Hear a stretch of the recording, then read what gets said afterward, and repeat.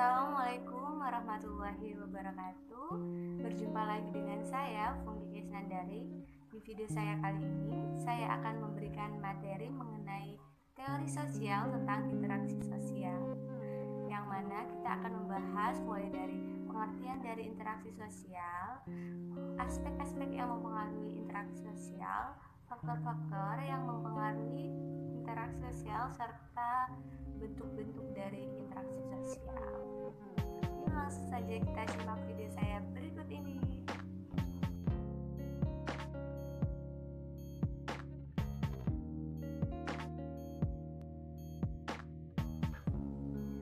Interaksi sosial adalah suatu hubungan timbal balik yang saling mempengaruhi antara individu dengan individu, individu dengan kelompok, maupun kelompok dengan kelompok lain. Interaksi sosial antar individu dapat kita contohkan pada saat Budi sedang berbincang dengan Andi. Kemudian interaksi sosial antara individu dengan kelompok dapat kita lihat pada saat seorang guru tengah memberikan materi di kelasnya. Kemudian interaksi antar kelompok seperti contoh pada saat pertandingan sepak bola. Kemudian poin yang kedua yaitu tentang aspek-aspek dalam interaksi sosial. Menurut pendapat tokoh Louis, ia mengemukakan bahwa interaksi sosial dapat berlangsung apabila memiliki beberapa aspek. Aspek yang pertama yaitu adanya dimensi waktu, yaitu masa lalu, masa kini, dan masa yang akan datang. Yang kedua yaitu adanya perilaku lebih dari seorang. Jadi, interaksi sosial akan berlangsung apabila dilakukan oleh dua orang atau lebih. Kemudian aspek yang ketiga yaitu adanya tujuan tertentu. Jadi, apabila seseorang akan melakukan suatu interaksi kepada orang lain atau komunikasi kepada orang lain, ia pastilah sudah mempunyai suatu tujuan tertentu untuk itu. Kemudian pendapat lain muncul dari tokoh sosiologi terkenal di Indonesia, yaitu Suryono Sukanto. Ia mengatakan bahwa interaksi sosial dapat berlangsung apabila memenuhi dua syarat atau dua aspek, yaitu kontak sosial dan komunikasi. Kontak sosial adalah suatu peristiwa terjadinya suatu hubungan sosial antara individu satu dengan individu lain. Kontak sosial ini dapat terjadi secara fisik maupun simbolik, seperti berjabat tangan, senyum, melambaikan tangan. Kemudian kontak sosial ini juga dapat bersifat positif dan negatif loh, yang mana kontak sosial yang bersifat positif itu akan mengarah kepada kerjasama, sedangkan kontak sosial yang bersifat negatif itu akan mengarah kepada pertentangan. Aspek yang kedua yaitu komunikasi. Komunikasi adalah menyampaikan ide, informasi, konsepsi, perbuatan maupun pengetahuan kepada sesamanya secara timbal balik sebagai komunikator maupun komunikan.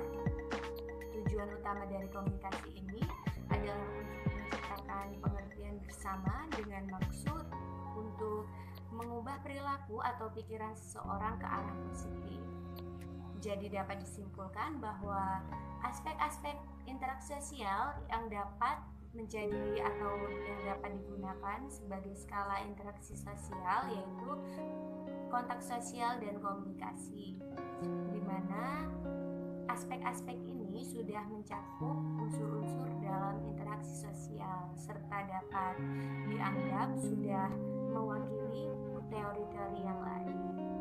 Kemudian poin yang ketiga yaitu faktor-faktor yang dapat mempengaruhi interaksi sosial.